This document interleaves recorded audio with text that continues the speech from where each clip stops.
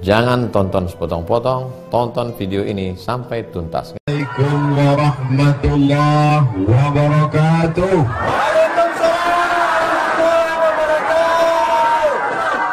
Kaifa halukum? How are you tonight? Boleh haba? Yang ketiga baru keluarannya keras sekali. Alhamdulillahi Rabbil Alamin. Majelis kita ini menjadi majelis bangkai busuk berbau berulat. Tidak ada maknanya kalau tidak diisi dengan salawat. Allahumma salli ala Sayyidina Muhammad wa ala alihi wa sahbihi wa barik wa sallim. Laisa minna, tidak termasuk umat kami, kata Nabi Muhammad SAW. Man lam yarham saghirana, orang yang tidak sayang kepada anak-anak, walam ya'rif syarafa kabirina, tidak hormat kepada orang tua, tidak sayang kepada anak, maka bukan umat Nabi Muhammad sallallahu alaihi wasallam. Supaya kita diakui sebagai umat Nabi Muhammad, yang sama-sama kita hormati Ibu Bupati Kabupaten Bima, Bapak Wakil Bupati, Ketua beserta anggota DPRD Kabupaten Bima, hadir pula bersama kita Bapak Sekda, Bapak Kepala Pengadilan Negeri, alim ulama, Polri kita yang suaranya Masya Allah Tabarakallah. Saya selama ini melihatnya hanya di YouTube saja. Malam ini Ustadz Samsuri Firdaus, betul, yang baru saja melangsungkan pernikahan. Barakallahu lakum wa baraka alaikum wa jama'a bainakum wa khayr. Sahabat saya yang membawa saya berkeliling di Provinsi Nusa Tenggara Barat, Ustadz Zaki Abdillah, tak dapat saya sebutkan satu persatu, semuanya hadirin hadirat, muslimin muslimat, mukminin mukminat yang belum kawin dan belum sunat, semuanya dimuliakan Allah Subhanahu wa taala. Man kharaja fi talabil ilmi, siapa yang keluar rumah dengan niat menuntut ilmu, fahuwa fi sabilillah, maka dia sama seperti orang yang berjihad fi sabilillah. Semua yang hadir malam ini pulang mendapatkan pahala jihad fi sabilillah. Saya paham, saya mengerti. Bapak Ibu semua sudah sering mendengar tausiah saya, betul? Malam ini masyarakat Bima hadir cuma meyakinkan bahwa Ustaz Abdul Somad itu memang betul-betul ada di alam nyata.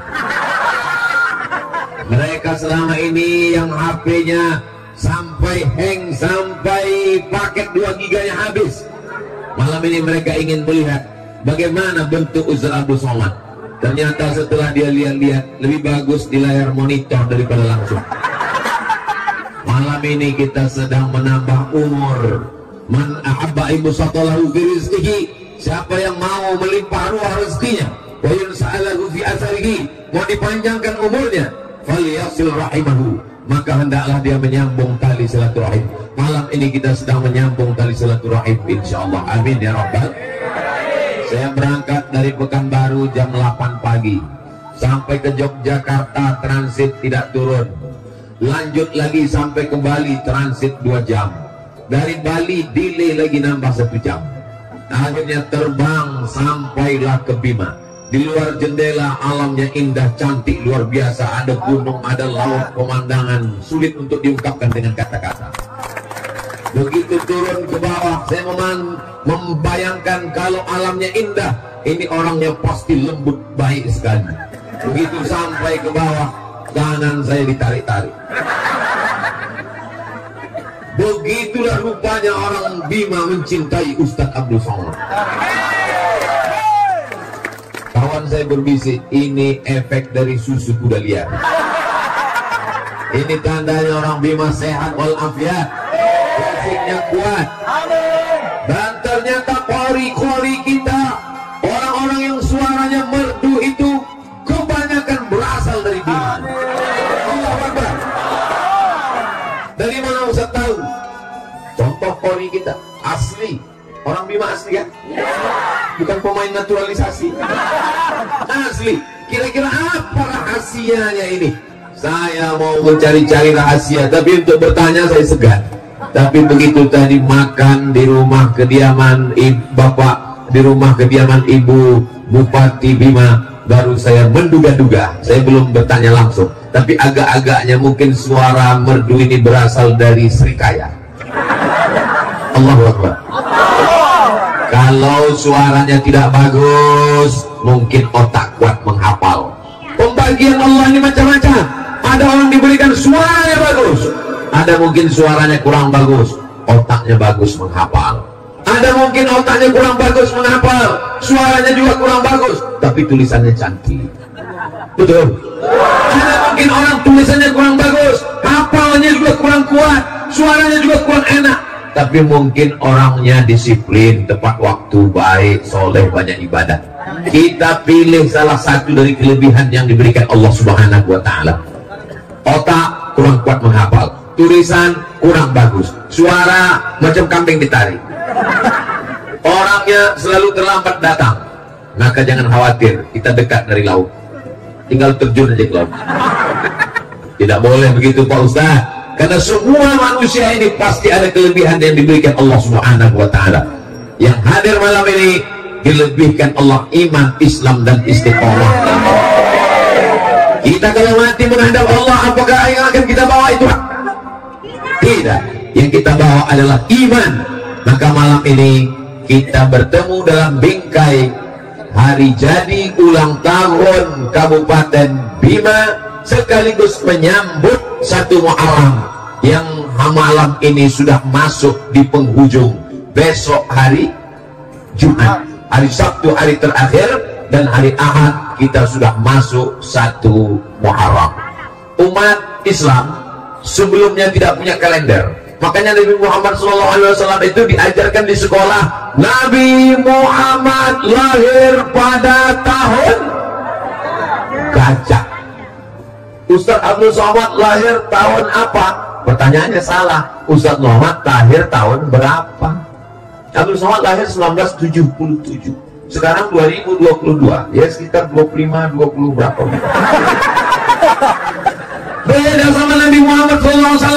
Zaman itu tidak ada tahunnya, jadi seringkali dikaitkan dengan zaman, dengan masa. Orang yang belum punya kalender biasanya dikaitkan dengan musim. Kalau kebetulan musim banjir bandang, berarti lahirnya pada tahun banjir. Orang yang lahir tahun lalu itu kalau susah ngingatnya pasti nanti setelah 20 tahun. Kau lahir kapan? Itu tahun Covid. Kau tahun kapan? Tahun masker. Kau tahun kapan? Tahun online. Setiap orang yang belum punya kalender, setahunnya diikatkan, dilekatkan supaya punya pengetahuan dengan apa yang terjadi pada zaman itu. Betul?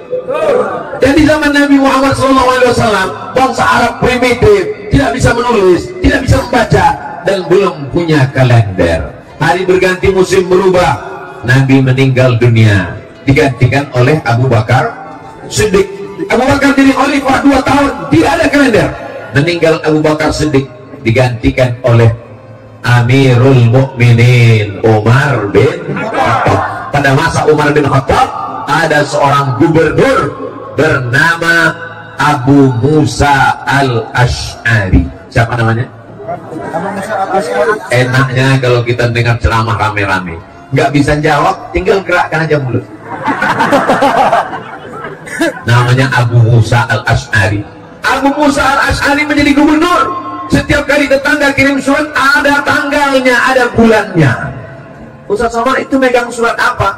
Ini bukan surat. Ada 2 kalimat yang tertulis di sini. Yang pertama, Bonehaba. Yang kedua, Lembo Ade. Mana tahu nanti jamaah ini ribut, sudah ada mantranya. Tapi ternyata jamaah mendengarkan tausiah tenang, luar biasa. Ini nampaknya pawang-pawang sedang bekerja. Pada saat dikirimkan surat, tolonglah wahai Umar bin Khattab, buatkan kami kalender. Maka bingung mau membuat kalender ini tahun apa. Akhirnya berkumpullah senior-senior. Senior itu artinya orang yang dituakan, itu senior. Ada juga kawan saya senior, senang istri orang. Lalu jangan yang nanti pengajian jangan yang ringan, jangan yang ringan. Lalu kemudian berkumpullah sahabat, ditanya, kita ini umat Islam mau buat kalender, kira-kira tanggal 1-nya dimulai kapan? Akhirnya pertama memberikan pendapat. Saya berpendapat, pendapat kamu apa? Bagaimana kalau kalender Islam itu dimulai dari kelahiran Nabi Muhammad Sallallahu Alaihi Wasallam? Tahun 1-nya adalah tahun lahir Nabi. Seandainya kalender kita dimulai dari lahirnya Nabi, maka kalender kita namanya bukan hijrah, tapi namanya miladiyah. Karena lahir artinya bahasa Arabnya milad. Selamat hari milad Kabupaten Bima. Milad itu artinya lahir. Jangan nanti anak kita pulang ke rumah nanya, tadi siapa yang ceramah? Ustaz Somad. Dalam rangka apa? Dalam rangka milad. Milad itu artinya apa? Yang banyak tanya masuk neraka. Milad artinya lahir. Selamat hari milad. Lalu kemudian tidak setuju. Saya tidak setuju kalau kalender Islam dimulai hari milad Nabi. Kenapa? Karena saat Nabi lahir, yang mabuk tetap mabuk, yang berzina tetap berzina. Mohon maaf, yang pamar tetap minum pamar. Kelahiran Nabi Muhammad SAW tidak semuanya memuliakan, tidak semuanya menghormati. Mereka tetap melakukan perbuatan maksiat. Akhirnya musyawarah diteruskan. Ada pendapat yang kedua. Saya punya pendapat. Apa pendapat kamu? Bagaimana kalau kalendernya dimulai dari sejak Nabi dapat wahyu? Ketika turun ayat Iqra' bismi rabbikal ladzi khalaq, khalaqal insana min 'alaq, Iqra' wa rabbukal akram, alladzi 'allama bil qalam, 'allamal insana ma lam ya'lam. Enak ceramah di tempat orang yang banyak hafal Quran. Nyambung. Tidak setuju. Kenapa? Karena ketika Al-Quran turun, mereka tetap mabuk, mereka tetap berzina, mereka tetap menyembah berhala.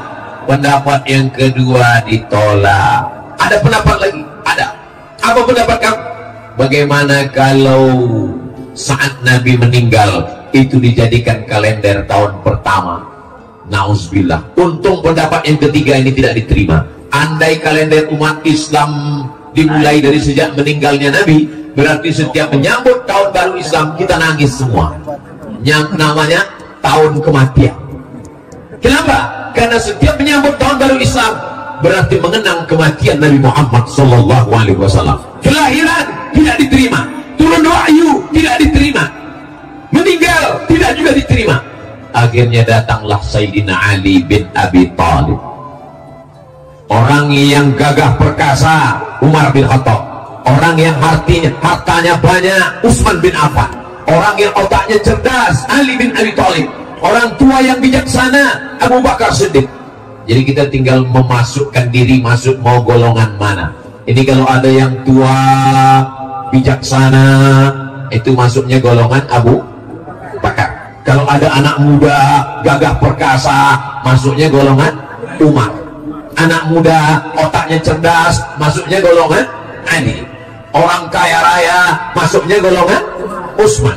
Kaya tapi pelit golongan Karun. Sudah tua tapi mabuk golongan neraka jahanam. Lalu kemudian kata Ali bin Abi Thalib yang disetujui oleh Umar bin Khattab, al-hijratu tufarriqu bainal haqqi wal batil. Yang memisahkan antara yang hak dengan yang batil adalah hijrah. Ada orang yang pura-pura masuk Islam ternyata munafik. Saat hijrahlah kelihatan. Itulah mengapa kalender kita disetujui oleh para sahabat Nabi, dimulai dari hijrahnya Nabi Muhammad dari kota Makkah menuju kota Al-Madinah Al-Munawwarah, maka dikenallah sekarang dengan nama kalender hijrah. Kira-kira jelas? Nanti kalau ada anaknya yang nanya, mama, ayah, kita ini punya kalender Islam, ini kalendernya apa? Kalendernya namanya hijrah. Kenapa kalender kita hijrah? Sudah diceritakan Ustaz Abdul Somad di halaman kantor Bupati, Ibu Bupati Bima kemarin. Apa ceritanya? Aku gak ingat.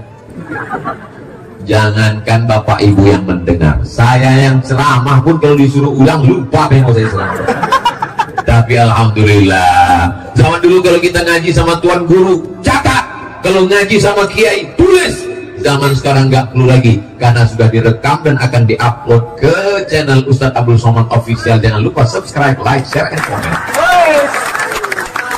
Nah, begitulah indahnya. Tapi jangan lupa nanti ditonton ulang, dicatat, diingat-ingat, karena ini akan masuk dalam soal-soal ujian CPNS. Ini akan masuk dalam UAS. Apa itu? Ujian akhir semester. Saya dulu ikut tes CPNS. S1 belajar di Al-Azhar dengan Ustaz Zaki Abdillah. S2 belajar di Maroko. Belajar susah, sulit, payah, nulis. Begitu pulang pertanyaannya nggak ada terkait sama sekali dengan hadis, nggak ada terkait sekali dengan ayat Quran, nggak ada hubungan sama Islam sama sekali. Tono, Tini, dan Tony jaga warnet. Tini menjaga di waktu pagi karena sore dia kuliah. Tono menjaga di waktu malam karena pagi dia ada urusan. Tini dan Tony tidak bisa bekerja sama karena pernah pacaran. Jam-jam berapa saja mereka bisa kerja sama. Saya pun membaca soal ini, saya tahu dia mau menghabiskan waktu saya. Ini soal bagus, soal psikologi. Tapi cobalah buat soal-soal pertanyaan yang mengaitkan dengan agama. Ketika kita mati meninggalkan dunia, ada nilai dakwahnya. Dia tetap akan menjadi amal jariah. Salah satu contohnya adalah pertanyaan tentang hijrahnya Nabi Muhammad SAW. Setuju? Gak setuju juga gak apa-apa, yang penting sudah saya sampaikan. Ya Allah tabarakallah. Lalu kemudian kalender kita bernama dengan kalender hijrah. Mengapa dengan hijrah? Karena perjalanan hijrah Nabi Muhammad SAW itu Masya Allah tabarakallah. Ada seorang anak muda namanya Suhaib. Siapa namanya? Suhaib. Di ujung namanya ada tulisan Ar-Rumi. Ar-Rumi berarti dia orang Rum. Rum itu sekarang Romawi. Al-Makki orang Makkah. Al-Madani orang Madinah. Al-Bimawi orang Bima. Lalu kemudian Suhaib Ar-Rumi ini dulunya dia sebatang kara, anak lajang yang merantau dari Rum ke kota Makkah Al-Mukarramah. Bisnis, dagang, kaya, raya, nikah. Begitu dia mau ikut hijrah dengan Nabi, dia jumpai mertuanya. Mertua, ya, aku mau hijrah. Mau kemana? Ikut dengan Muhammad SAW. Dulu kamu datang ke kota Makkah ini sendiri sebatang kara, tidak punya harta, tidak punya anak istri. Sekarang kau sudah kaya, punya anak istri, mau pindah, silakan tinggalkan Makkah, tapi tinggalkan anakku dan istrimu dan anakmu, cucuku. Aku tidak mau kau bawa anakku dan cucuku. Akhirnya dia pergi meninggalkan demi mengikut Nabi Muhammad SAW. Untung kita tidak hidup di zaman itu. Betul? Banyak orang sekarang mengatakan dunia ini udah kacau Pak Ustaz, dunia ini udah rusak Pak Ustaz. Kalau ada orang ngomong begitu, kamu ngomong begitu di tahun 2022, memangnya kalau kamu dulu diikut di zaman Nabi udah pasti jamin ikut Nabi? Belum tentu. Boleh jadi kalau kamu hidup di zaman Nabi, mungkin kamu ikut Abu Jahal sama Abu Lahab. Kita ditakdirkan Allah hidup di tahun 1443, yang 2 malam lagi kita akan masuk ke 1444. Itu menurut ilmu Allah. Memang sekarang kita layak. Kita syukuri saja nikmat ini dengan beramal soleh, bukan soman. Jemaah yang dimuliakan Allah Subhanahu wa Ta'ala. Jadi hijrah ini berat, luar biasa. Yang bisa hijrah itu. Sekarang kami mau hijrah Pak Ustaz. Dulu hijrah dari Makkah ke Madinah. Sekarang mau hijrah kemana? Mau meninggalkan Bima? Bima negeri yang indah, lemah gemah lipah, lojnali, tokat dan batu jadi tanaman. Memandang ke kanan, bukitnya indah. Memandang ke kiri, lautan Masya Allah tabarakallah. Memandang ke depan, jamaah melimpah ruah. Aman.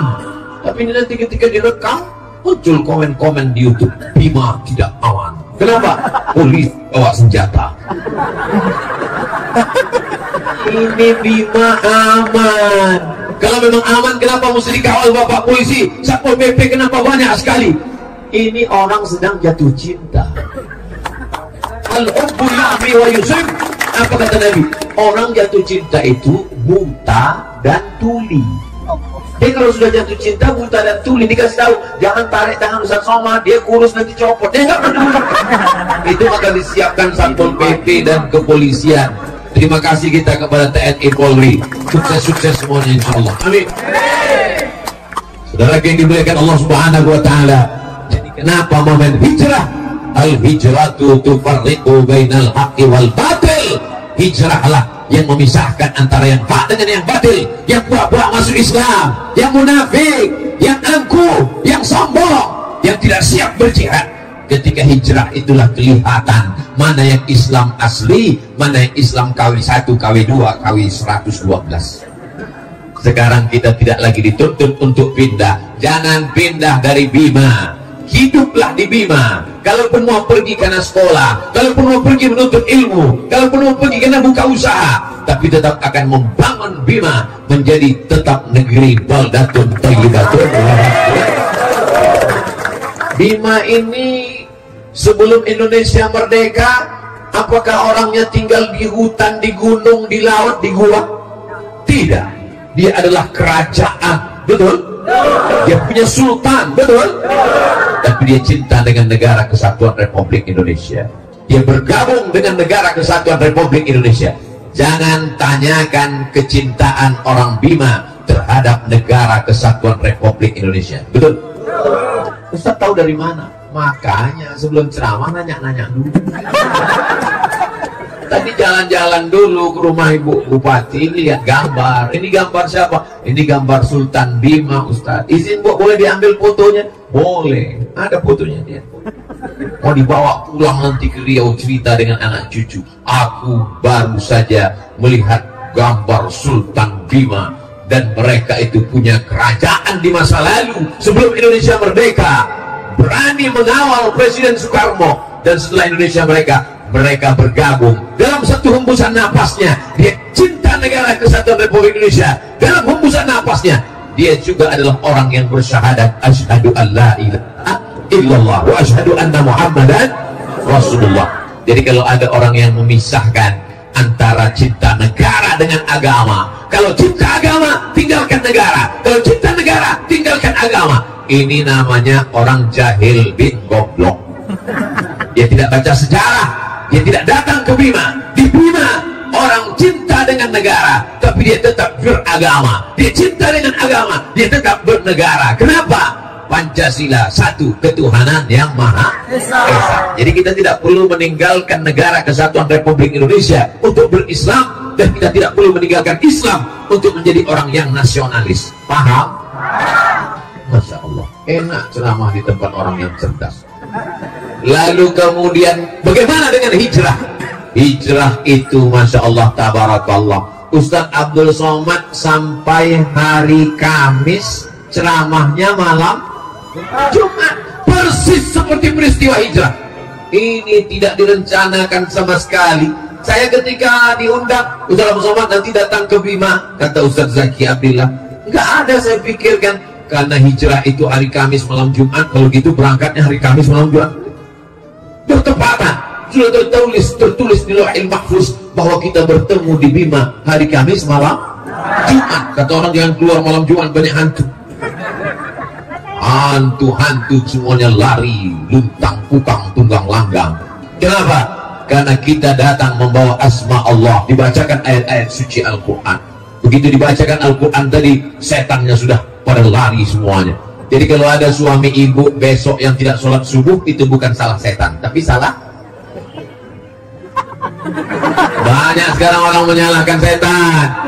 Kamu kenapa nggak sholat? Aku sebetulnya mau sholat, tapi digoda setan. Sudah dibacakan Ustaz kita tadi, setannya sudah lari semua. Kalau begitu yang salah orangnya.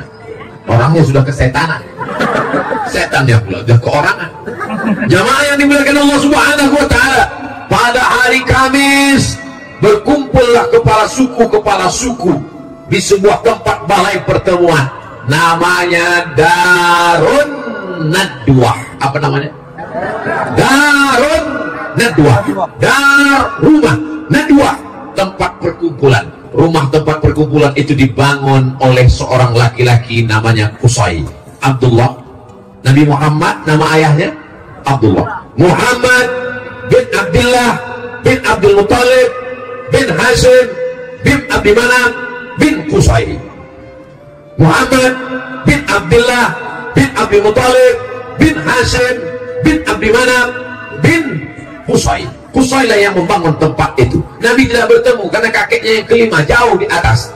Lalu kemudian dalam pertemuan itu pimpinan sidang menanyakan, agenda pertemuan kita pada hari ini, hari Kamis, kita akan membahas bagaimana cara membunuh Muhammad sallallahu alaihi wasallam. Orang yang bakhil, pelit adalah orang yang ketika disebut nama Nabi dia tak mau berselawat.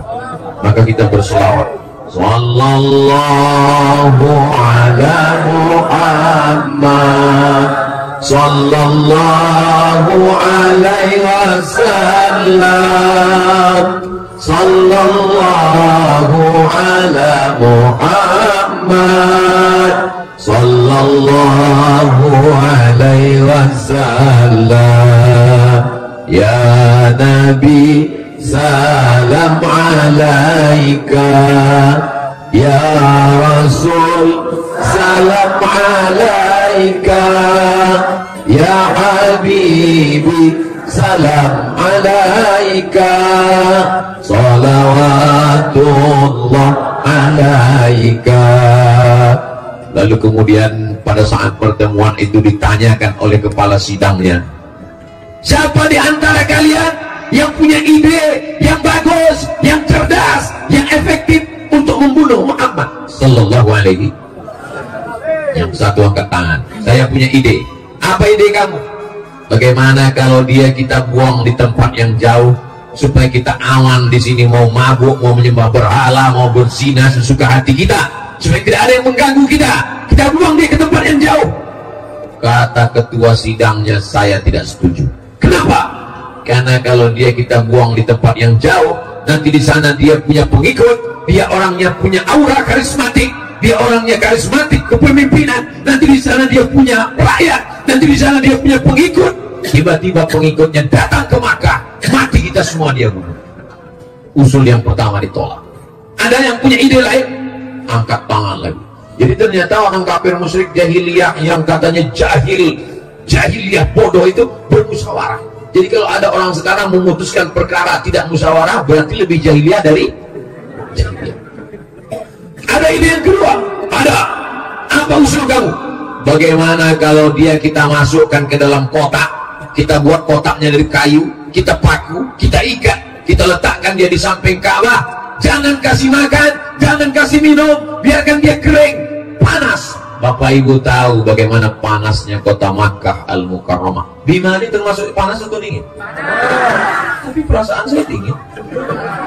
Ada yang bilang panas dingin, Pak Ustaz. Itu berarti demam. Bapak Ibu, mudah-mudahan kita panjang umur, sehat, bisa ke Makkah Al-Mukarramah.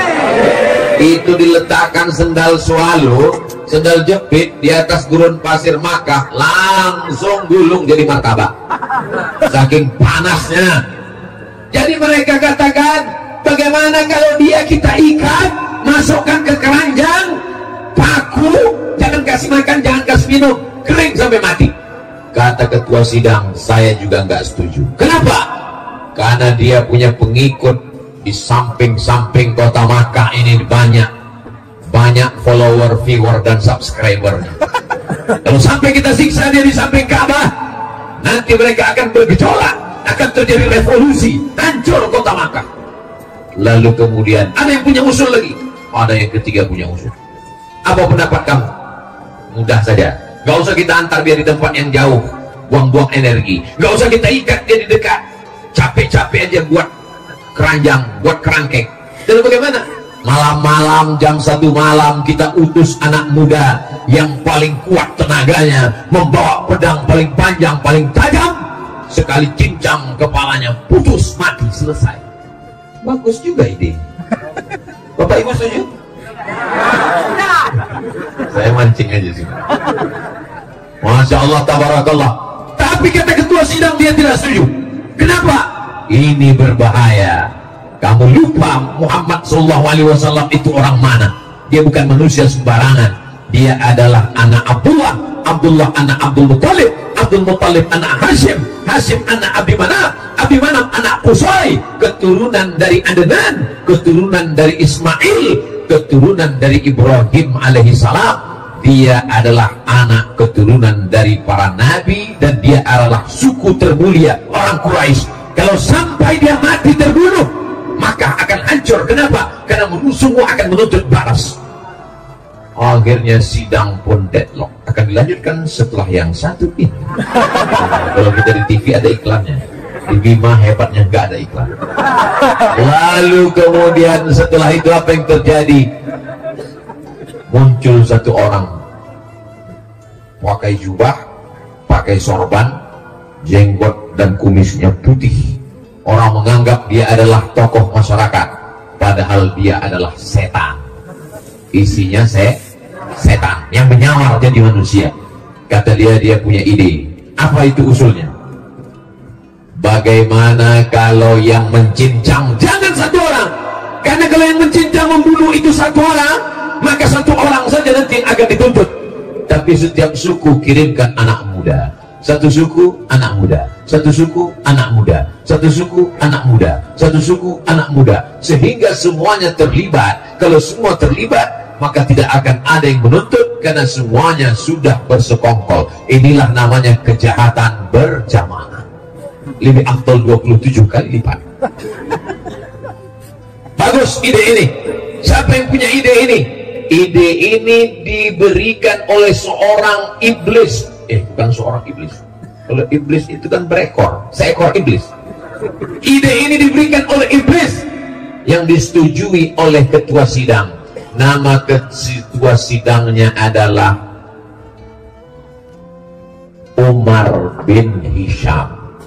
Kalau saya sebut Umar bin Hisham, banyak orang nggak tahu. Umar bin Hisham itu siapa Pak Ustaz? Namanya Umar bin Hisham, tapi nama kerennya Abu Jahal. Oh, kalau itu kami kenal Pak Ustaz. Ada seorang laki-laki namanya Abdul Uzza. Abdul Uzza siapa Pak Ustaz? Kami nggak kenal. Nama kerennya Abu Lahab. Oh, kalau itu kami kenal. Makanya kalau kenalan sama orang, tanya nama keren siapa. Namanya siapa? Ustadz Abdul Somad. Nama kerennya Uwas. Kadang kita kenalan sama orang, kita nggak tahu orangnya jujur. Nama kamu siapa? Ibrahim. Pas dicari di Facebook nggak ketemu. Pas lihat ada foto, ini orangnya, tapi namanya lain. Siapa? Bram. Mohon maaf Allah. Bapak Ibu yang dimuliakan Allah Subhanahu wa taala. Nah, begitu juga dengan ini. Akhirnya kepala sidang Ustaz Somad, iya. Siapa nama kepala sidang tadi? Umar bin Hisham. Abu Jahal, iya. Abu Bapak Jahal, bodoh. Abu Jahal, Pak bodoh. Orangnya bodoh kenapa? Otaknya cerdas. Dia kalau yang untuk dosa, dia cerdas. Nah, mana tahu nanti kita ada rapat di masjid, rapat panitia tabligh akbar menyambut 1 Muharram. Gimana? Ada ide? Ustaz siapa yang kita undang? Nggak ada ide dia. Tapi begitu ditanya, gimana kalau kita menghadirkan artis dangdut pakai rok pendek? Langsung, menurut saya, itu berarti Abu Jahal. Kalau untuk yang jahil-jahil, otaknya cerdas. Karena dia disupport oleh setan. Ustaz Somad, beda setan dengan iblis itu apa? Nama komunitasnya jin. Wa ma khalaqatul jinna wal insa. Jin. Ada yang jin Islam. Wa anna minnal muslimun, jin Islam. Golongan yang satu lagi, wa minnal qasitun, jin yang tidak baik, yang jahat ini namanya setan. Induknya namanya iblis. Iblis itu general manager. Yang paling tinggi namanya iblis, anak-anak buahnya namanya setan. Setan itu terdiri dari 2 golongan. Yang kelihatan manusia, yang tidak kelihatan jin.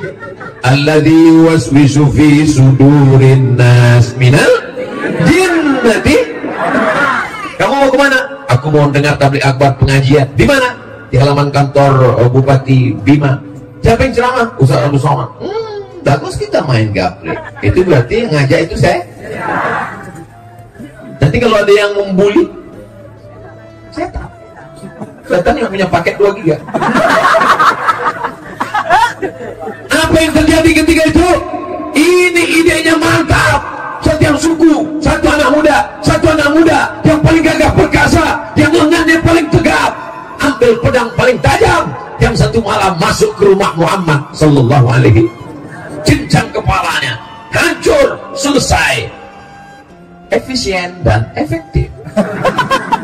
Kapan kita laksanakan? Nanti malam, jangan tunda lagi. Lalu kemudian sidang pun selesai, ketok palu, mereka pun bubar. Lalu kemudian setelah itu Nabi Muhammad sallallahu alaihi wasallam datang ke rumah Abu Bakar Siddiq. Nabi Muhammad punya sahabat namanya Abdullah bin Abi Quhafah, tapi karena anaknya seorang gadis bernama Sayyidatuna Aisyah menikah dengan Nabi, bahasa Arabnya anak gadis itu Bakr atau Bikr, maka bapaknya disebut bapak gadis Abu Bakar. Nama aslinya Abdullah, nama ayahnya Abu Quhafah. Abu Quhafah, Abdullah bin Abi Quhafah. Assalamualaikum. Waalaikumsalam. Boleh haba. Assalamualaikum Abu Bakar. Waalaikumsalam. Nanti malam Abu Bakar kita hijrah. Ini hari Kamis sidang, pas malam Jumat, siang Kamis Nabi mendatangi rumah Abu Bakar. Abu Bakar, nanti malam kita hijrah. Mengapa nanti malam ya Rasulullah?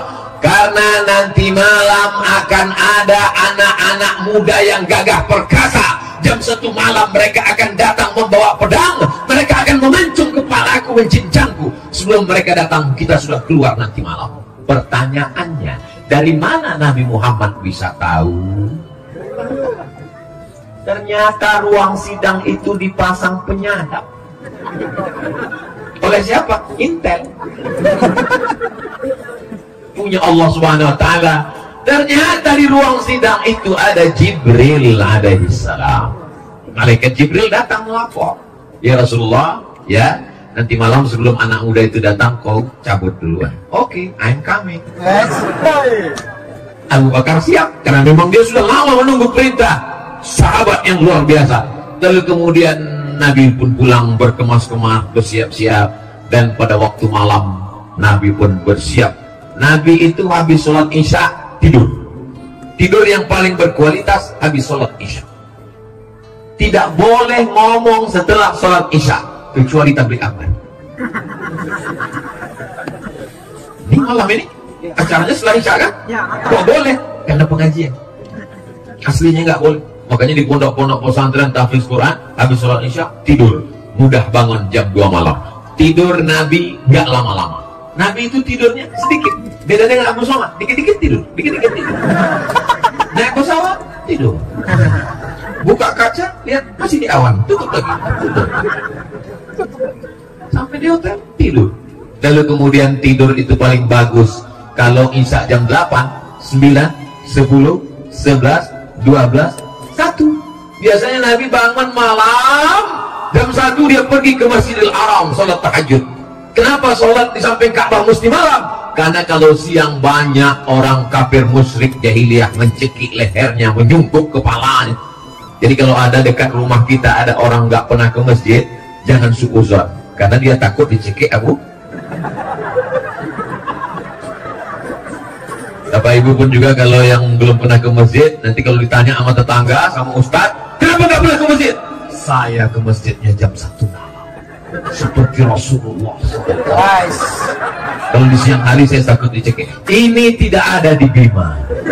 Ini adanya di kampung saya di Riau. Di Bima semuanya orangnya ke masjid. Betul? Assalatu wassalamu alaik. Tadi waktu saya dari airport menelusuri laut, melihat matahari tenggelam, indahnya Masya Allah. Saya rekam. Beginilah suasana di kota Bima. Anak-anak semuanya pergi ke masjid sehingga sepi. Masya Allah indahnya. Memang betul, ini bukan bahasa basi. Semua pergi ke masjid. Alaika ya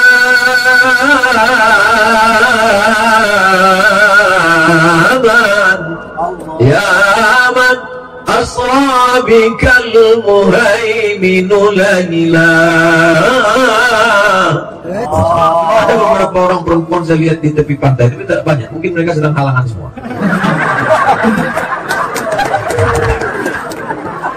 Itulah hebatnya. Lalu kemudian Nabi Shallallahu Alaihi Wasallam malam itu dia keluar dari rumah. Begitu Nabi keluar dari rumah, bangun dia jam 1 malam, dia keluar dari rumah, anak-anak muda sudah siap. mau masuk ke dalam, mau mencincang kepalanya. Nabi membuka. Itulah ayat yang selalu kita baca setiap malam. وَجَعَلْنَا مِنْ بَيْنِ أَيْدِيهِمْ سَدًّا وَمِنْ خَلْفِهِمْ سَدًّا فَأَغْشَيْنَاهُمْ فَهُمْ لَا يُبْصِرُونَ. Surah yang selalu ibu bacakan. وَجَعَلْنَا مِنْ بَيْنِ أَيْدِيهِمْ سَدًّا, kami jadikan bagian depannya ada tembok. وَمِنْ خَلْفِهِمْ سَدًّا, kami jadikan belakangnya ada tembok. فَأَغْشَيْنَاهُمْ, kami tutupi mereka, mata mereka. فَهُمْ لَا يُبْصِرُونَ, mereka tak bisa melihat. Ini ayat dalam surat Yasin bercerita tentang Nabi hijrah keluar rumah, tidak dilihat oleh anak muda. Jangan dipakai saat razia lalu lintas. Ini gara-gara dengar ceramah Ustaz, besok begitu nampak razia langsung wajah Allah min baini aydihim sadda. Oh gitu, lewat depan Polantas gitu. Loh, kok bapak ngeliat? Kata pak polisi, aku dengar ceramah juga.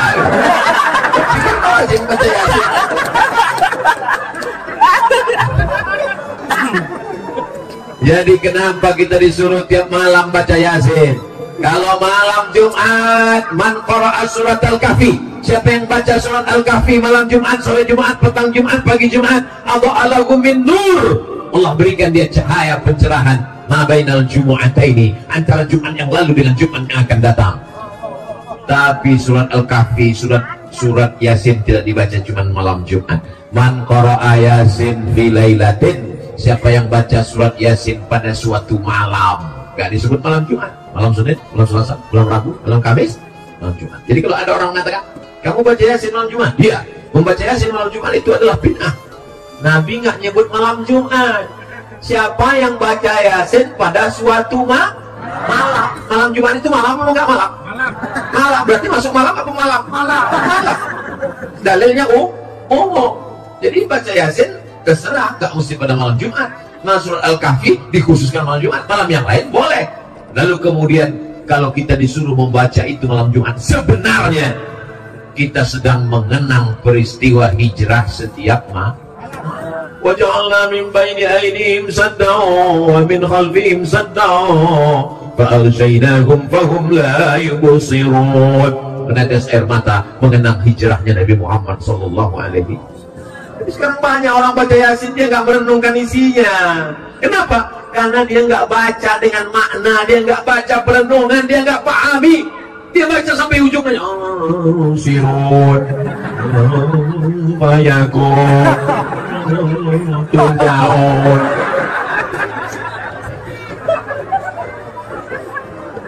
Ustaz Somad jangan ejek orang baca Yasin. Hari ini orang sibuk dengan drama Korea, hari ini orang sibuk dengan fashion show. Orang sudah mau baca Yasin itu sudah alhamdulillah. Tapi yang kita inginkan ada kualitas yang lebih baik. Yang selama ini belum baca sudah mulai baca. Yang selama ini bacanya kalau mau baca rame-rame, kalau pas lagi rame baca. Kenapa? Karena bisa tanpa suara.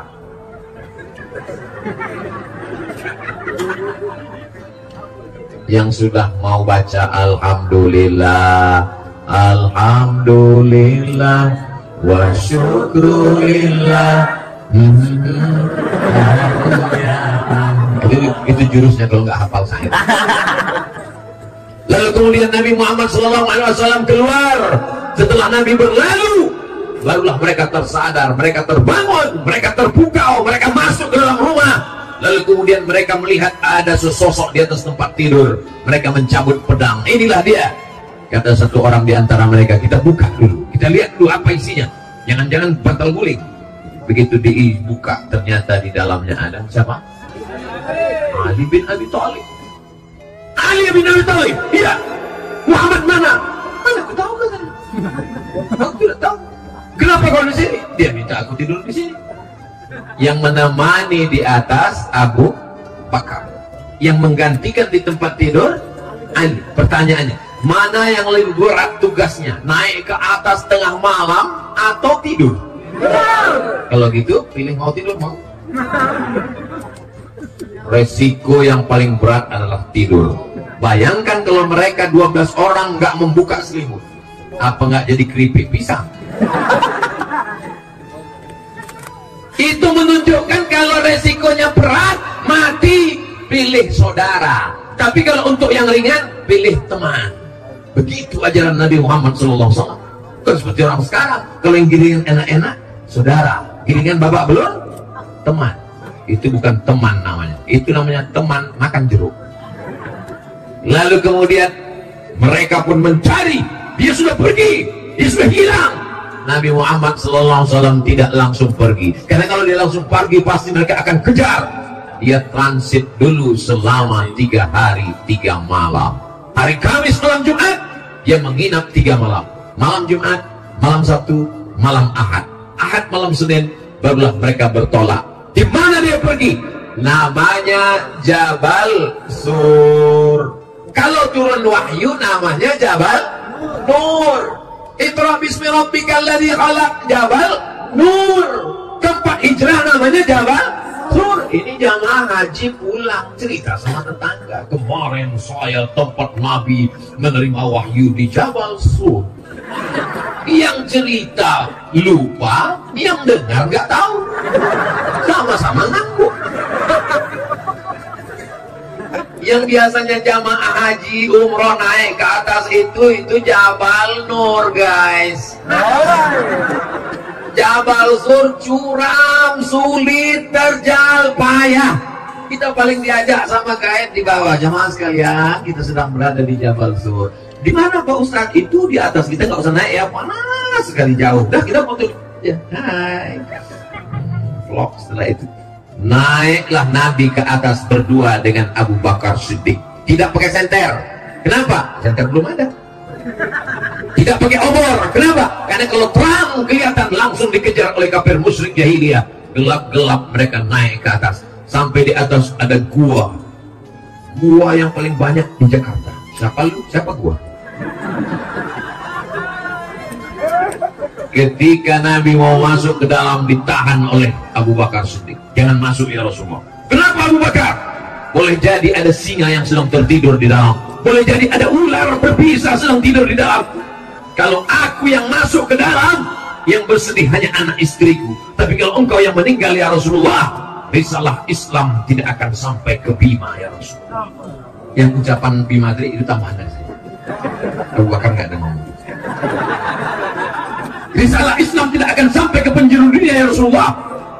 Yang masuk ke dalam duluan adalah Abu Bakar Siddiq. Makanya jangan kita marah kalau disebut Abu Bakar radhiyallahu anhu. Allah meridhai dia. Kenapa? Nyawanya dia berikan untuk Rasulullah SAW.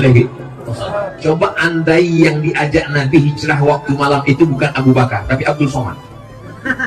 Apa kata saya ke Rasulullah? Ya Rasulullah, silakan masuk dulu. Karena engkau pasti diselamatkan Allah. Ada Jibril, ada Mikail, ada Israfil, ada Israel, ada Munkar, ada Nakir, ada Raqib, ada Atid, ada Malik, ada Ridwan. Kalau aku, jangankan TNI Polri, Satpol PP pun nggak ada. Kecuali di Bima lengkap semua personil, lengkap dengan senjata. Loh, mana senjata tadi kok hilang? Masuk Abu Bakar Siddiq ke dalam, gelap. Diawasi, dia bersihkan. Ternyata sudah tidak ada binatang berbisa, tidak ada harimau, tidak ada singa. Lalu kemudian ada lubang. Dia duduk, dia tutup lubang itu dengan belakang. Dia duduk, kakinya dia selonjorkan. Lalu Nabi SAW, masuklah ya Rasulullah, semua sudah aman ya Rasulullah. Nabi pun masuk ke dalam. Lalu kemudian Nabi SAW meletakkan tengkuknya ke atas paha Abu Bakar. Nabi pun tertidur. Tak lama Nabi tertidur, tiba-tiba Nabi terbangun. Mengapa Nabi terbangun? Ada menetes air dari atas batu. Tidak mungkin embun, tidak mungkin pohon kayu. Air apa ini Abu Bakar? Kata Abu Bakar, air mataku ya Rasulullah. Kenapa engkau menangis? Engkau rindu. Apa yang buat engkau menangis, hai Abu Bakar? Aku disengat binatang berbisa ya Rasulullah. Kakinya tidak dia gerakkan karena takut Nabi terbang. Malam ini yang dipanggil berikut ini, mari kita dengarkan tausiah yang disampaikan oleh Ustadz Dr. Abdul Somad. Berikut ini akan kita dengarkan ceramah dari Ustadz Abdul Somad. Dipanggil Ustadz, dipanggil doktor. tapi belum pernah saya dipanggil. Berikut ini mari kita dengarkan tausiah yang akan disampaikan oleh Abdul Somad, disambut oleh jamaah radhiyallahu anhu.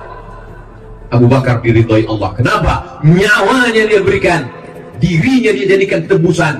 Binatang berbisa menyengat kakinya, tak dia gerakkan, sampai akhirnya air mata, kaki bisa dia tahan, tapi ada satu yang tak bisa. Air mata menetes jatuh jatuh tepat ke pipi Nabi Muhammad SAW. Andai kita yang memangku Nabi malam ini, lompat kita duluan. Maafkan aja Rasulullah nggak sadar diri. Begitulah cintanya Nabi Muhammad. La tasubbu ashabi, jangan kalian caci maki sahabatku. Lau anfaqa ahadukum mithla Uhudin zahaban, seandainya ada di antara kalian yang bisa mensedekahkan, mewakafkan emas sebesar bukit Uhud, tidak sampai satu genggaman Abu Bakar Siddiq. Apakah ada orang sekarang yang mencaci maki Abu Bakar Siddiq? Ada. Kelompok Syiah, mereka tiap hari mengatakan Abu Bakar laknatullah alaih, Umar laknatullah alaih. Nabi sudah memprediksikan bahwa di akhir zaman, di awal zaman, di tengah zaman, ada orang mencaci maki Abu Bakar Siddiq. Abu Bakar Siddiq digelar dengan Abu Bakar ini Siddiq di bulan Ramadan. Al-Khalifatul Awal Abu Bakar Siddiq. Jawabannya radhiyallahu anhu. Belum pernah ketika protokol memanggil. Berikut ini mari kita dengarkan tausiah yang akan disampaikan oleh Ustaz Abdul Somad radhiyallahu anhu. Kenapa tidak ada jamaah menyebut dia diridhoi Allah? Kita hanya baru berharap mudah-mudahan kita diridhoi Allah SWT. Tadi saya mulai ceramah jam 9, sekarang sudah pas jam 10. Belum lagi hijrah. Hijrah 8 hari 8 malam, azan subuh baru selesai ini. Ternyata kalau kita ceramah di tempat orang yang hatinya tenang, itu gak terasa lama. Saya biasanya tabligh akbar di depan orang banyak itu emosi saya tak stabil. Tapi di Bima ini tenang. Ini menunjukkan jamaahnya udah makan malam semua. Jamaah yang dimuliakan Allah Subhanahu wa Ta'ala. Lalu kemudian selama di sana yang ngantar makanan itu siapa? Malam Jumat, malam Sabtu, malam Ahad, malam Senin. Yang mengantarkan makanan seorang perempuan namanya Asma, pakai alif. Siapa namanya? Mesti panjang, Asma. Kalau nggak pakai alif, Asma itu sesak nafas. Asma membawakan makanan, diikatkannya di kainnya. Perempuan sanggup naik ke atas. Tidak semua jamaah haji, jamaah umroh sanggup naik ke atas Jabal Sur. Ini perempuan. Kira-kira di dunia ini yang lebih hebat laki-laki apa perempuan? Iya, perempuan mengaku semua. Kami lebih hebat. Islam tidak mendiskreditkan laki-laki dan perempuan. Al-mu'minuna wal mu'minat, laki-laki dan perempuan, ba'duhum awliya'u ba'd, mereka saling tolong menolong. Siapa yang mengatakan perempuan itu didiskriminasi dalam Islam? Perempuan itu dilecehkan dalam Islam? Asma tetap diberikan peran naik ke atas. Selama di atas itu beritanya harus diupdate, karena isu sekarang hiruk pikuk. Orang Makkah sedang mencari Abu Bakar kemana, Muhammad kemana, kenapa hilang, dia kemana? Maka informasi itu dibawa oleh Abdullah. Ada seorang laki-laki namanya Abdullah. Kalau siang dia di Makkah, malam dia naik ke atas membawa berita. Inilah pentingnya update status.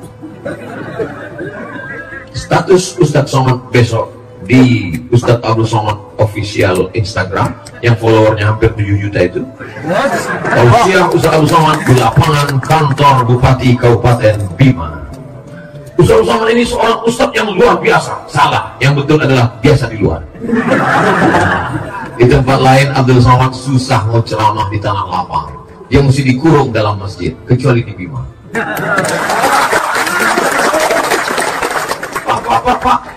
Pak pakai serah itu masjid. Iya, itu masjid agung Pak Ustaz. Kenapa kita nggak dalam masjid? Saya pun heran. Saya selalu sholat dalam masjid. Kenapa di Bima di luar masjid? Rupanya kalau sampai sebanyak ini masuk masjid, masjidnya meledak. Ramai sekali. Maka dibuat di luar masjid. Yang saya tanya tadi Bapak Kabak Esra. Bapak, jabatannya Kabak Esra. Nah, saya ini PLT Pak. Tahu Bapak Ibu arti PLT? PLT itu artinya pejabat lillahi ta'ala. Mudah-mudahan Allah berikan beliau istiqomah. Ini kedatangan Ustaz Abdul Somad ini adalah berkat kerja keras beliau dengan Ustadz Zaki Abdillah. Allahu Akbar. Sampai mana tadi, lupa sama. Lalu kemudian Nabi Shallallahu Alaihi Wasallam selama di atas itu mesti ada satu yang berjaga-jaga mengawal di bawah. Jangan sampai musuh ada kelihatan. Yang mengawal di bawah itu namanya Amir bin Fuhairah, pura-pura mengembala kambing. Dia ngontrol. Kalau ada orang kasih kode. Kayaknya waktu itu belum bisa miss call. Kalau ada orang kasih kode. Ada yang menemani di atas Abu Bakar Siddiq. Ada yang menggantikan di tempat tidur Ali bin Abi Thalib. Ada yang membawa makanan Asma. Ada yang membawakan berita Abdullah. Ada yang mengawal di bawah namanya Amir bin Fuhairah. Ini kalau menurut bahasa kampung saya, the right man on the right place. Orang yang tepat di tempat yang tepat. Ditempatkan dia di sini. Ini jadi kepala dinas, ini jadi kepala kantor, ini jadi kepala badan, ini yang ada kepala, ini nggak ada kepala. Supaya bekerja ini. Jadi pelajaran dari hijrah ini luar biasa Bapak Ibu yang dimuliakan Allah Subhanahu Wa Taala. Kenapa tidak langsung berangkat? Kalau langsung berangkat diikuti musuh, biarkan suasana tenang. Sama seperti Bapak Ibu minum kopi, diaduk. Setelah diaduk nggak langsung minum, kita biarkan dulu tenang 3 hari. Setelah 3 hari baru kita minum.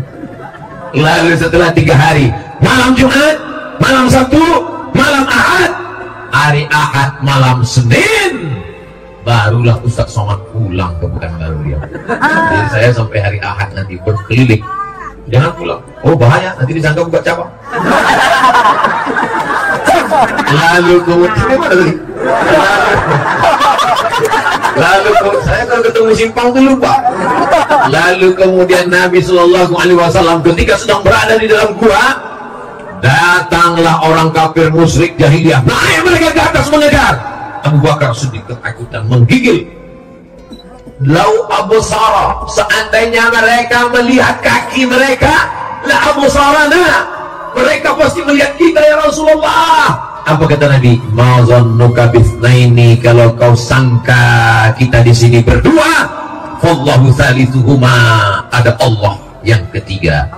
Kalau kau sangka di sini kita cuma berdua, ada Allah, maka kita akan kuat kalau kita bersama dengan Allah. Bapak kalau ngasih tahu istri begitu, mama jangan takut, masih ada papa yang bisa minjam pinjaman online. Jangan begitu. Allah masih bersama kita. Jangan menakut-nakuti. Beda Nabi Muhammad dengan Nabi Musa alaihissalam. Nabi Muhammad ketika sahabatnya ketakutan, apa kata dia? La tahzan, jangan sedih. Innallaha ma'ana. Allah bersama kita. Allah bersama kita, hai Abu Bakar. Kalau Nabi Musa enggak, apa kata Nabi Musa? Kalla inna ma'iyya rabbi sayahdin. Allah bersamaku, enggak bersama kamu, Beb. Kenapa beda? Kenapa beda Nabi Muhammad dengan Nabi Musa? Karena temannya Nabi Musa ketakutan. Temannya Nabi Muhammad ketakutan. Abu Bakar sedang ketakutan. Orang yang ketakutan kita bangkitkan semangatnya. La tahab, jangan takut. Wala tahzan, jangan cemas, jangan galau. Allah bersama kita. Temannya Nabi Musa bukan ketakutan, nakut-nakuti. Innalah mudrakun. Itu Fir'aun sedang mengejar kita, nanti kita ketangkap.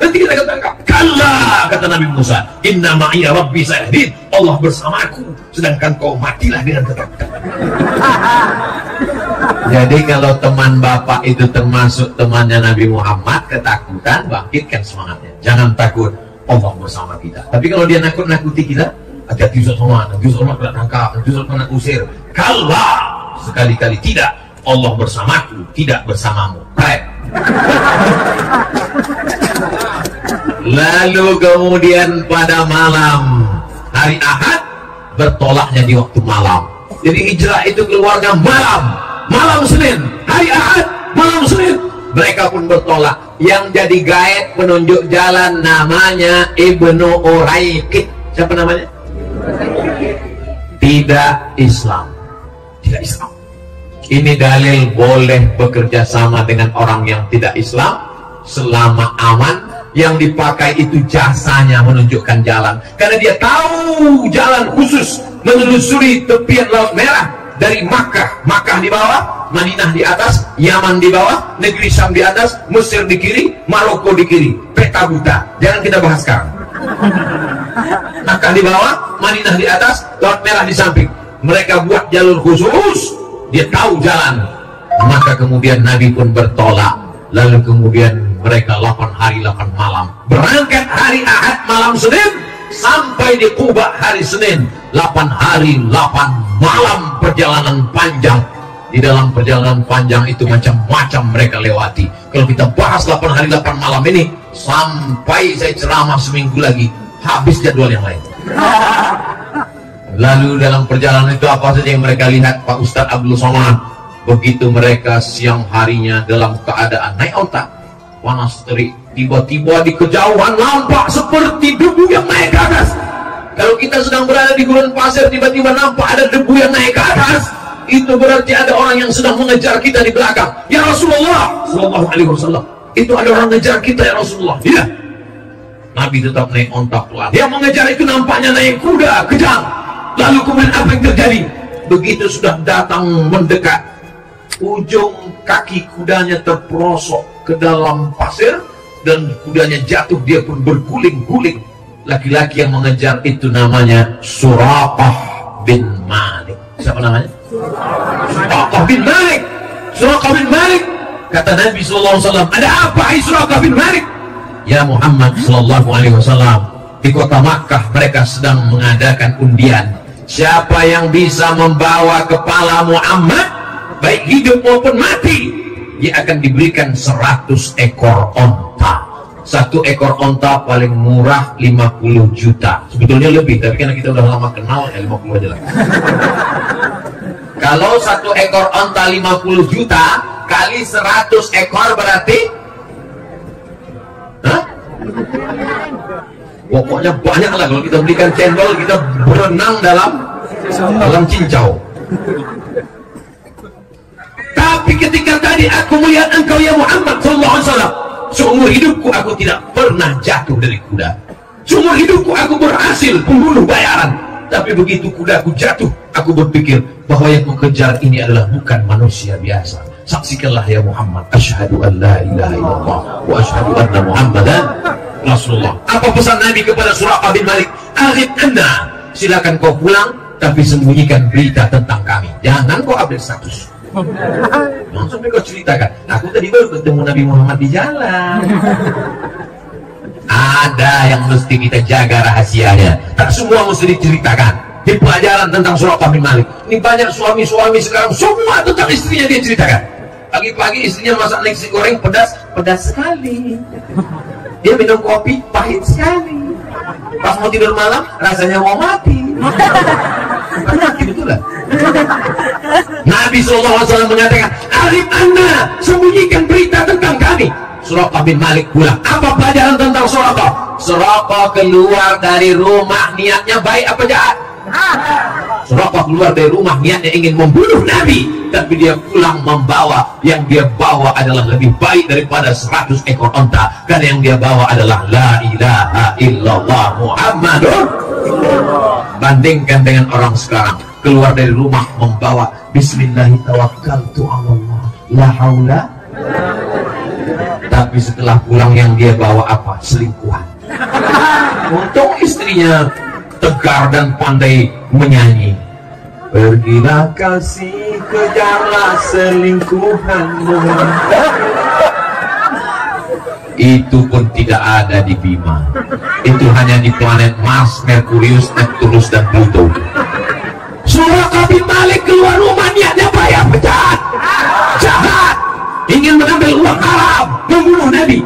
Tapi pulang dia membawa hidayah Islam. Berapa banyak orang keluar rumah niatnya baik, tapi ternyata pulang dia bawa uang haram. Dan kalau ada suami-suami yang pulang bawa uang haram, apakah ibu mau nerima? Masya Allah, tidak.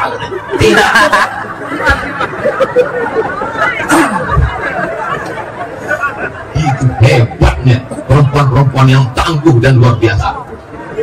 Lalu kemudian Nabi melanjutkan perjalanan. Sampai dia lanjutkan perjalanan, panas, kering kerontang. Mereka mampir ke tempat peternakan kambing. Sudah merupakan hukum yang tidak tertulis. Kalau mampir ke tempat peternakan kambing, boleh minta air susu kambing. Sepelit-pelitnya orang kafir musyrik jahiliyah, kalau ada ternak kambingnya, boleh minta air susu kambing. Jadi kalau ada orang sekarang ini nggak mau ngasih air susu kambing, tapi hebatnya orang Bima, jangankan air susu kambing, air susu kuda liar pun dia kasih. Tidak ada air susu kambing, kata peternak, karena ini musim kemarau. Ini hanya ada kambing yang kurus saja. Dibawakannya kambing yang kurus, didoakan Nabi SAW. Akhirnya diperaskan dapat 1 gelas. Bagian bawahnya dibasuh, bagian bawah gelas itu dihapus Abu Bakar dengan sorbannya, supaya pasirnya tidak menetes ke kain Nabi. Lalu diberikan kepada Nabi SAW. Nabi pun meminum. Ketika Nabi meminum air itu, apa kata Nabi? Apa kata Abu Bakar Siddiq saat melihat Nabi meminum? Fasyariban nabiyyu hatta irtawaitu. Nabi meminum air susu kambing sampai hausku hilang. Saya ketika membaca hadis ini nampaknya buku salah cetak. Yang minum Nabi atau Abu Bakar? Saya ulang sekali lagi, nampaknya yang dengar udah nggak konsen. Yang minum ini Nabi apa Abu Bakar? Nabi kan? Yang bilang hausnya hilang Nabi Abu Bakar? Kenapa Nabi yang minum haus Abu Bakar hilang? Ini buku salah cetak. Baca buku sama. Fasyariban nabiyyu hatta irtawaitu. Nabi minum sampai hausku hilang. Ternyata inilah puncak daripada keimanan. Beda kalau saya jalan dengan Ustadz Zaki. Begitu Ustadz Zaki minum, langsung saya komen. Melihat Ustadz Zaki minum, hausku merajalela. Kita belum bisa merasakan perasaan orang lain.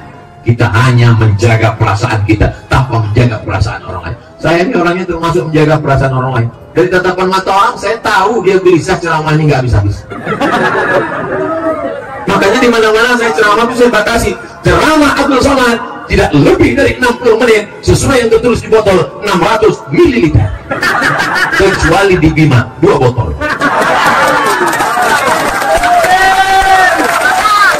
Masya Allah, tabarakallah. Kadang kita ceramah di kantor. Orang-orang di kantor ini berangkat dari rumah, dia udah kena tekanan. Tekanan siapa? Tekanan orang rumah. Pas di jalan kena tekanan. Tekanan siapa? Razia lalu lintas. Sampai di kantor, ada tekanan lagi. Apa itu? Pengajian. Jadi dianggap Ustaz itu pelengkap penderitaan hari itu. Makanya saya selalu mengatakan, saya ceramah nggak lebih dari 60 menit. Supaya apa? Supaya mereka tahu bahwa penderitaan ini nggak akan lama lagi, selalu berlalu. Ada kepastian yang diinginkan manusia. Lalu kemudian apa yang terjadi ketika itu? Bahwa Nabi Abu Bakar hubungannya amat sangat spesialis, sampai Abu Bakar itu bisa merasakan perasaan senang melihat Nabi senang. Apakah Bapak Ibu sudah bisa merasakan perasaan saudara? Bisa melihat teman mobilnya baru ikut senang, melihat teman rumahnya baru ikut tenang, melihat teman istrinya baru ikut tenang. Sudah bisa merasakan perasaan itu? La yu'minu ahadukum, kamu belum beriman hatta yuhibba li akhi, sampai kau dapat merasakan perasaan saudaramu, karena yuhibbu li nafsihi, sama seperti sayang pada diri sendiri. Ikut senang melihat senang, ikut susah melihat kesusahan orang lain. Yang banyak sekarang bukan begitu. Intam saskum hasanatun tasukhum, kalau kamu dapat nikmat dia susah hati. Wa intusibukum sayyi'atun, tapi kalau kamu dapat musibah yafrahu biha, dia senangnya luar biasa. Gimana kabar si Anu sekarang? Dia berhasil mau berangkat haji. Apa? Dia kemarin mau berangkat haji Puroda, tapi setelah sampai di Cengkareng gagal. Alhamdulillah. Ketemu orang di bank. Mau kemana Pak? Mau nyetor ONH. Mau berangkat haji ya? Yang berangkat kamu semua istrimu? Saya aja, istri saya belum bisa. Alhamdulillah. Idul Fitri pulang orang bawa mobil baru. Itu mobil dia. Begitu dikasih tahu, ini mobil baru bayar DP kredit. Oh, alhamdulillah. Makanya kalau kondangan besok hari Sabtu, hari Ahad, jangan bawa semua perhiasan, karena tidak semua orang ikut senang melihat kesenangan kita, Bu. Ini ibu-ibu mau kondangan jam berapa ya? Lihat kan gelang Allah sudah panas di Bima ya, panas. Nah, semua orang ikut senang lihat kesenangan kita, ditambah lagi ancaman ekonomi sulit, orang pencuri, maling, garong. Ingat, kejahatan tadi bukan hanya karena ada niat dari pelakunya, tapi juga karena ada kesempatan. Waspadalah. Lalu kemudian Nabi Muhammad SAW melanjutkan perjalanannya sampai pada suatu malam di suatu kampung, sholat Isya, jamaahnya lebih 70 orang. Kapan mereka masuk Islam? Itu pertama kali Nabi lewat. Ternyata perjalanan di ujung tanduk terancam mau dibunuh orang, tapi dakwah tak boleh berhenti. Nabi mengajarkan dakwah, rukun-rukunnya aja yang dibaca. Al-Fatihah, niat, Al-Fatihah, takbir. Langsung saat itu mereka sholat berjamaah, makmumnya 70 orang. Lanjut perjalanan. Akhirnya mereka pun sampai di suatu tempat namanya Quba. Sebelum masuk ke Masjid Nabawi, sampai di Quba hari Senin. 4 malam nginap di Quba. Malam Selasa, malam Rabu, malam Kamis, malam Jumat, 4 malam berdiri satu masjid. Itulah dia Masjid Quba. Mudah-mudahan nanti kita bisa sampai ke Masjid Quba. Siapa yang sholat di Masjid Quba dapat pahala seperti umroh. Apa Pak Ustaz? Siapa yang sholat di Masjid Quba dapat pahala seperti umroh? Loh, saya kemarin waktu umroh mampir di Masjid Quba, enggak sholat, foto aja Pak Ustaz. Foto di depan mimbar, foto di samping mihrab, buat vlog, update status, tapi nggak sholat. Yang salah siapa? Ustaz Somad. Kenapa aku yang salah? Kamu yang tidak belajar. Panjang umur sehat badan, kita akan umroh insyaallah. Amin. Ongkos tanggung sendiri. Apa pelajaran dari sini? 4 malam mendirikan masjid. Manfaatkan, jangan mati sebelum bangun masjid. Allahu Akbar. Bisa membangun masjid dengan kekuasaan, pakai kekuasaan bangun masjid. Berdiri Masjid Agung Bima. Allahu Akbar. Bisa bangun masjid. Ustaz Somad, di Bima ini ada masjid terapung. Wow, amazing. Berarti dia di pinggir laut. Iya Pak Ustaz, begitu saya lihat tadi ada tiangnya.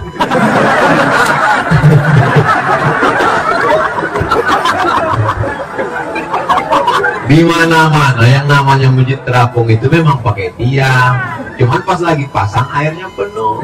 Makanya kalau foto pas lagi pasang, pas lagi surut jangan. Betapa indahnya 20 tahun akan datang masjid epicenter terbesar se-Asia Tenggara terapung di atas pantai Bima. Allahu Akbar. Ustaz Somad pernah ke masjid? Oh, idenya dari saya. Ustaz pernah sholat situ? Enggak. Masya Allah, tabarakallah. Siapapun yang memberikan ide-ide kebaikan, man sanna fil islami sunnatan hasanatan, dilaksanakan orang setelahnya, falahu ajruha, dia dapat pahalanya. Sampaikan ke anak-anak kita, jangan mati sebelum bangun masjid. Nah, amin. Emak-emak sekarang nasihatnya anaknya, jangan mati sebelum belikan emas 3 kilo. Bapak Ibu yang dimuliakan Allah Subhanahu wa taala. Hari Jumat, malam Selasa, malam Rabu, malam Kamis, malam Jumat. Hari Jumat Nabi bertolak menuju Yasrib. Apa namanya? Yasrib artinya tanah banyak hama penyakit. Yasrib artinya tanah banyak yang tidak baik. Dirubah Nabi menjadi Al-Madinah Al-Munawwarah. Al-Madinah Al-Munawwarah. Ini artinya nama yang tidak baik mesti dirubah. Ada orang namanya Abdul Syams, Abdul hamba, Syams matahari, hamba matahari. Baik apa tak baik? Tak baik. Dirubah Nabi namanya jadi Abdul Rahman. Jadi nama yang baik itu memang dinisbatkan ke Allah. Abdul Rahman, Abdul Rahim, Abdul Ghafar, Abdul Rauf, Abdul Somad. Lalu kemudian Nabi SAW datang, disambut mereka. Al-Badru alaina min saniyati وجب الشكر علينا ما دعا لله داع أيها المبعوث فينا جئت بالأمر المطاع جئت شرفت المدينة مرحبا يا خير داع Tala'al badru alaina, sudah terbit badar. Badar artinya bulan purnama. Kalau bulannya sabit itu namanya hilal. Kalau bulannya bulat purnama namanya badar. Sudah jadi nama orang Indonesia, Pak Hilal dan Pak Badar. Kalau suami ibu namanya Pak Hilal, jangan kasih keluar di ujung bulan Sya'ban, karena dia sedang dicari-cari orang untuk menetapkan satu Ramadan. Sudah jadi nama orang Indonesia yang perempuan. Yang laki-laki Pak Hilal dan Pak Badar, yang perempuan Siti Hilaliyah, Siti Badariyah. Begitu hebatnya orang Indonesia ini, namanya mantap-mantap luar biasa. Tolong yang namanya disebut jangan tersinggung. Resep mau dengar ceramah Ustaz Somad satu aja, jangan tersinggung. Beberapa jamaah dengar ceramah saya tersinggung, pulang sakit jantung, tinggal. Tapi yang dimuliakan Allah Subhanahu wa Ta'ala, begitu sampai di kota Al-Madinah Al-Munawwarah, apa yang dilakukan Nabi Muhammad SAW? Membangun masjid. Ya Rasulullah, ini tanah wakaf. Nabi beli tanah itu, dia wakafkan sekali lagi. Nabi ingin, walaupun dia seorang Nabi, dia ingin mendapatkan pahala tanah wakaf sampai hari kiamat. Gimana kemarin Ustaz sama ceramah di Bima? Sampai nggak kelihatan ujungnya di mana. Bukan itu. Abdul Somad ingin setelah Abdul Somad pulang, maka banyak yang menelpon ke tuan-tuan guru ingin mewakafkan tanah. Assalamualaikum Tuan Guru. Waalaikumsalam. Saya terkesan dengan ceramah Ustaz Somad di halaman kantor Bupati kemarin di Bima. Katanya Nabi pun mewakafkan tanah. Walaupun dia seorang Nabi, dia ingin mewakafkan tanah. Saya juga ingin mewakafkan tanah saya. Ada di tepi pantai di Bima. Tanah siapa? Nggak tahu. Gimana mewakafkan orang nggak jelas pemiliknya? Wakafkanlah tanah lillahi. Assalamualaikum Tuan Guru. Waalaikumsalam. Itu tanah saya wakafkan. Bagus, mantap, alhamdulillah. Langsung dicek BPN, Badan Pertanahan Nasional. Assalamualaikum Bapak Kanwil BPN. Waalaikumsalam. Kami mau cek tanah titik koordinat sekian-sekian. Mohon maaf, ini tanah bermasalah, tumpang tindih ada 5 surat. Telepon lagi. Assalamualaikum. Waalaikumsalam. Tanah yang Bapak wakafkan itu bermasalah. Karena bermasalah, itu makasih wakaf. Kalau nggak bermasalah, nggak bisa. Ini di provinsi lain, tidak ada di Bima. Di Bima ini orangnya ikhlas baik-baik. Tidak pernah ada masalah tanah wakaf karena memang tidak ada yang mewakafkan tanah. Insya Allah Pak Ustaz mewakafkan tanah yang kau punya sejauh mata memandang. Begitu kau meninggal dunia, yang diperlukan hanya semeter kali 2. Betul? Tanah sejauh mata memandang. Gimana kerja sekarang sukses? Alhamdulillah Pak Ustaz. Tanahnya gimana? Ya cukuplah untuk 7 keturunan. Begitu kau meninggal dunia, yang kau perlukan hanya 3 lapis kain kapan. Tenang Bapak Ibu melihat ada orang meninggal tiba-tiba kainnya bukan kain kapan tapi dibungkus dengan karpet. Walaupun dia orang kaya, tidak ada sekaya-kaya orang bajunya cuma 3 lapis. Ustaz Abdul Somad cuma 3 lapis, satu singlet di dalam kemeja, kami itu sorban kesayangan dengan tulisan luar biasa, Lembo Adi. Kalau yang dimuliakan Allah, semuanya akan berakhir, tapi tanah yang kau wakafkan dipakai untuk sholat, dipakai untuk ngaji, iktikaf, sampai hari kiamat akan tetap kekal abadi. Amin. Lalu kemudian setelah Nabi membangun Masjid Nabawi, dipersaudarakannya antara orang Aus dengan orang Khazraj yang hobinya perang.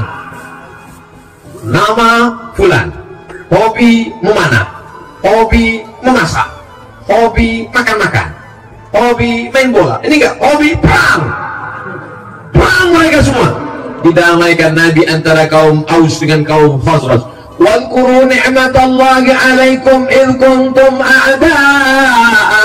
Ingatlah ketika kamu dulu bermusuhan, fa'alafa baina qulubikum. Allah satukan antara kalian berdua, fa asbahtum bi ni'matihi ikhwana. Antara sesama orang Madinah dipersaudarakan, Aus dan Khazraj. Antara orang Makkah dengan orang Madinah, orang Makkah Muhajirin, orang Madinah Ansor dipersaudarakan. Antara orang Islam dengan yang tidak Islam dipersaudarakan. Itulah dia Yahudi Bani Nadir, Yahudi Bani Quraizah, Yahudi Qainuqa, Yahudi Khaybar. 12 poin piagam Madinah.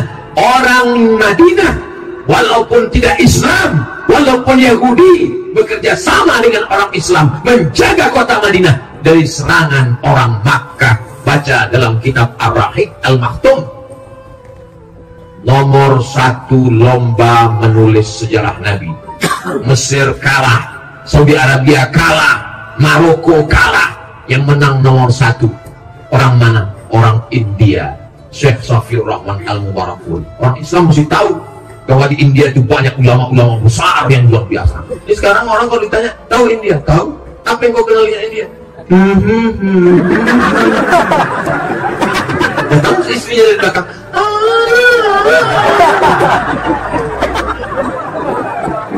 Judul lagunya Kuntilanak. Sampai dimuliakan Allah Subhanahu wa Ta'ala. Kenapa Ustaz Abdul Somad tadi ceramah tuh nengok ke sana, nengok saya itu kalau ceramah nengok berapa orang yang muak. Kalau saya lihat ada orang muak, saya berhenti.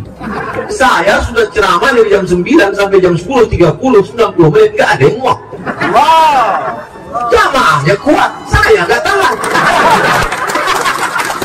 Takbir. Kalian enak duduk, aku berdiri dari tadi.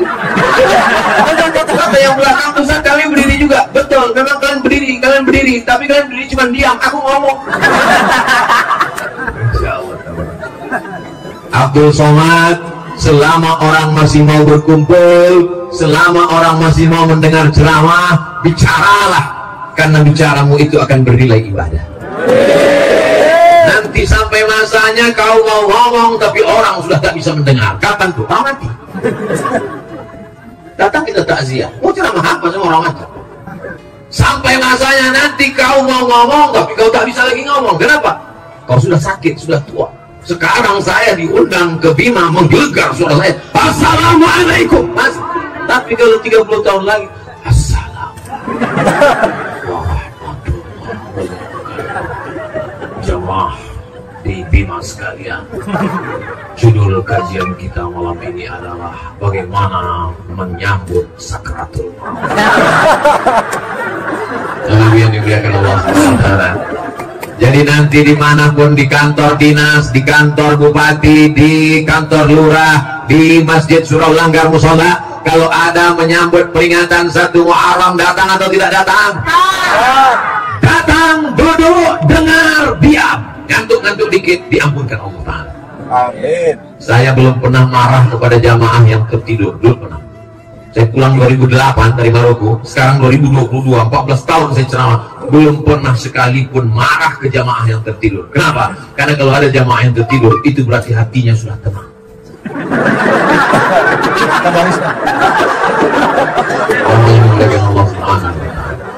Pada malam hari ini 90 menit kita bersama.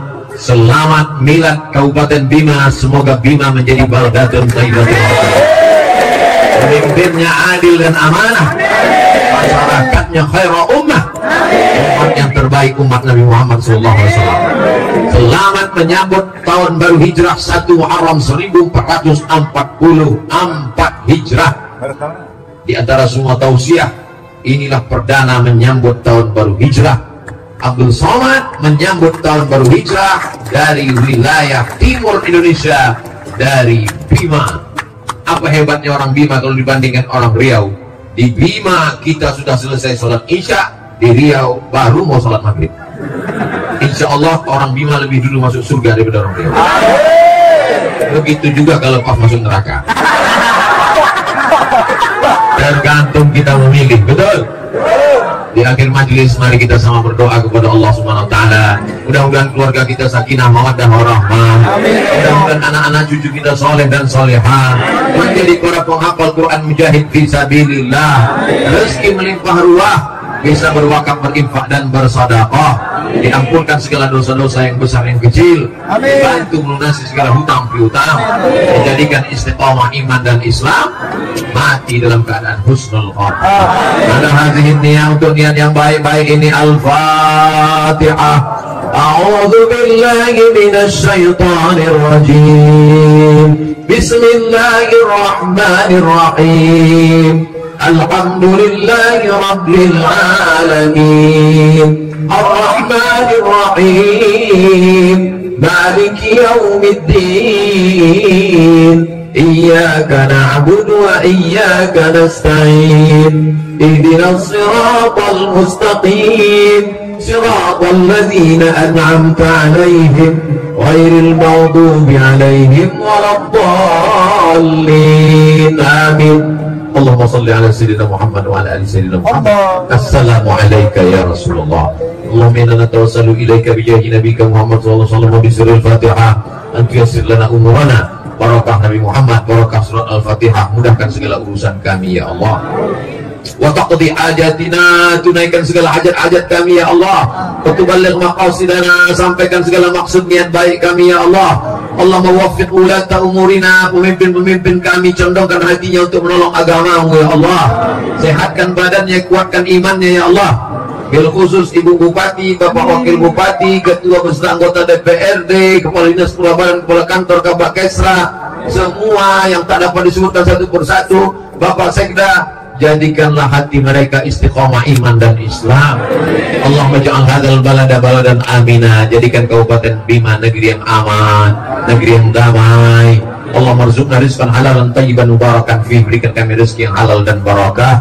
Allahumma rabbana hab lana minas shalihin, jadikan anak kami anak-anak yang saleh dan salihah. Rabbana hab lana min azwajina wa dzurriyyatina qurrata a'yun waj'alna lil muttaqina imama, jadikanlah pasangan hidup kami, anak-anak kami, orang-orang yang sejuk dipandang mata dan menenangkan hati kami ya Allah. Ya muqallibal qulub, Engkau yang membolak-balikkan hati, tsabbit qulubana, kokohkan hati kami ala dinik dalam agamamu, ala ta'atik dalam ketaatanmu kepadamu ya Allah. Allahumma in kana rizquna fis sama' fa anzilhu, kalau rezeki kami masih tergantung di langit, turunkan ke Bima ya Allah. Wa in kana fil ardi fa akhrijhu, kalau rezeki kami masih tertanam dalam tanah, naikkan ke Bima ya Allah. Wa in kana ba'idan fa qarribhu, kalau rezeki kami masih jauh di tengah lautan, maka dekatkan ke daratan Bima ya Allah.